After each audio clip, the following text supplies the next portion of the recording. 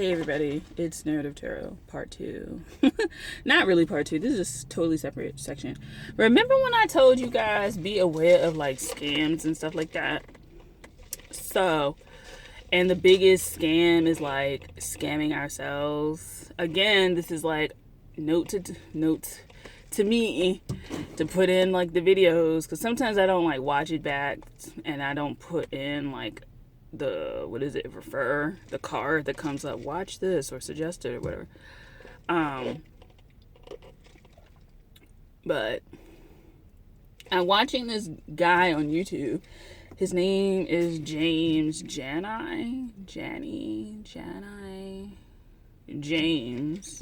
and then Jani, and like, yo, his videos are just like top notch as far as like editing and stuff like that, and content, but like editing is like superb.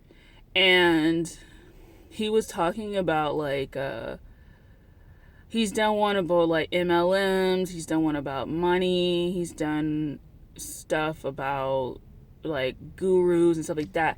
But like this one that I'm watching is about new age gurus. And I was watching Nomad Tarot.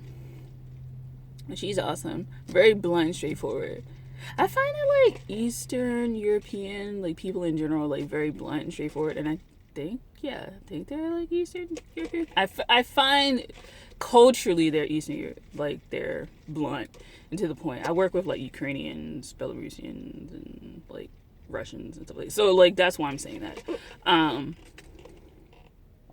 But I like her reading style, and it's a style that I noticed that comes with like a group of people, not to stereotype or anything like that, but I noticed that it's very like blunt and to the point, and no fluff, and less up here and more grounded.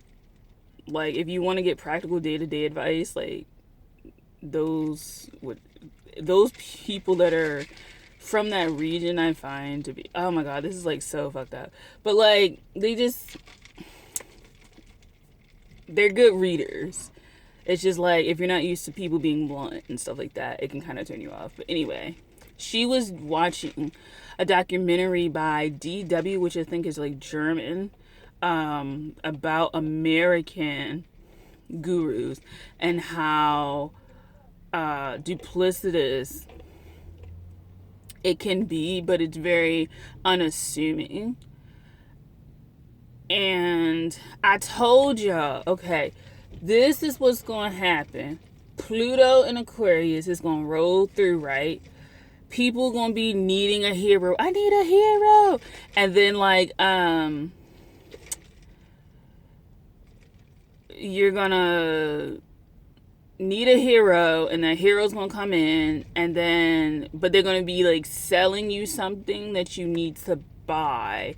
And like they're gonna be like, you need to buy this so you can get like salvation or peace of mind and stuff like that. And so the idea that like it's all within us is great. That's great. But you know, you do need water that is kind of outside of you. You do need money that is kind of outside of you. It's not outside of you as in so far away from you, like it is, in that there's like poverty and stuff like that, so some people can't really, like, literally can't reach water, literally can't reach money, but in that you have to exert some sort of effort. That's the distance. The effort is the distance. The effort that you're willing to exert is the distance. But the caveat is with that, sometimes there's a little bit of manipulation on the distance, or the person who is saying that they can shorten the distance between you and that thing that you want. And that's what's going to be really critical when Pluto hits Aquarius. So get clear on your desires, your wants, get clear on your shadow self. Because like I said, when Aquarius season was doing all that stellium, that 4-planet stellium, that was what that was about. Because me, I don't have any air in my chart. Like my Cancer, Sun, and Mercury is in the 11th house, or a traditional air house, but I don't have any air. So I was really affected by it. And plus it was like cold, people weren't, we were inside and shit. But be aware, know that self is a thing, but be aware of your Maslow hierarchy of needs. Be aware of the gaps. Be aware of things that come in that seemingly fill in the gap but have later repercussions. Don't look for quick fixes. Don't look for quick solutions. Put in actual work, especially with Saturn and Aquarius. Put in that mental work. This is not the period to be, I don't say lazy, but be lazy essentially. And the thing with this is, people are talking about like the reset and global reset and all that shit, code words for like energetic stuff and physical stuff that humans are doing. But, just be aware, because Pluto in a mental sign is really about the mind and healing the mind and the mind shadows and knowing your mind, knowing what the mind is capable of, not downing yourself, not allowing somebody to slip in there, facing shadows, facing what anima is, facing projections, facing mirroring, facing all of that stuff. So be aware and be prepared and be okay with your shadow self, because when you are okay with your shadow self, the negative emotions, the negative things that are going on in your life, it becomes a lot easier to deflect people that come into your life providing a solution. I have like 2 or 3 videos on this. I guess I'm going to put all the cards in there. Here, watch this, watch this, watch this. You'll know. But that's all I had to say basically with that. Check him out, James Jani.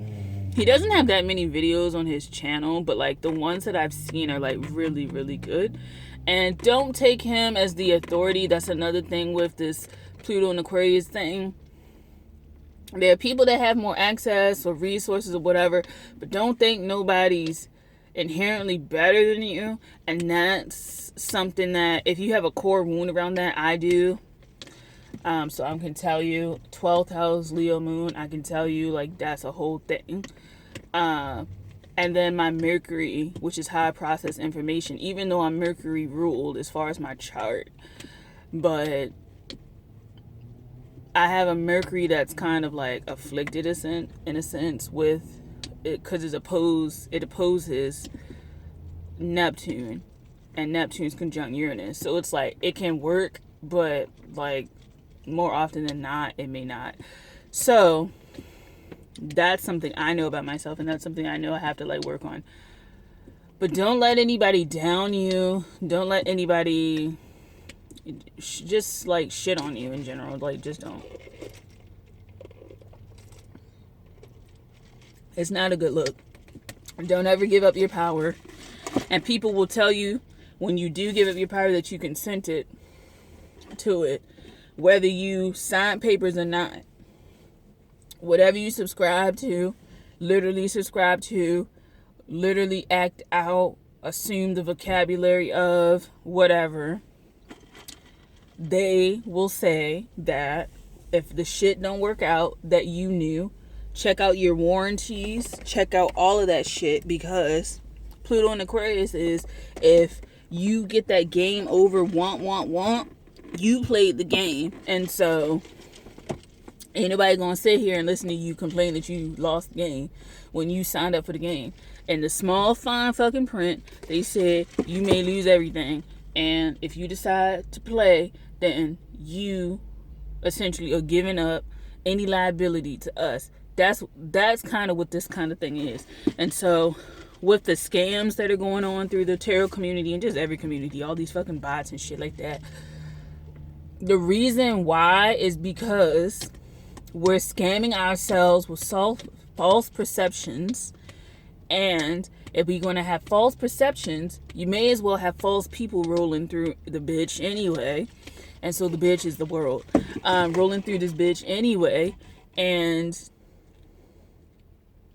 that's how it is. So you're scamming yourself by looking for someone else to scam you, essentially. And it's not being aware of yourself. And at the end of the day, you only have yourself to blame, and that's the only one that's going to get the karma that comes from those choices that you made, because you made the choices. Even if the person set your ass up because you played the game, the results are on you. Doesn't mean that they won't get that ass tapped later on in life, but their solution to whatever, their karma, their wrap up isn't yours. So that's all I had to say. My phone's probably overheating, and I'm gonna go to try and find these sheets. I will talk to you guys later. Thank you for watching. Bye.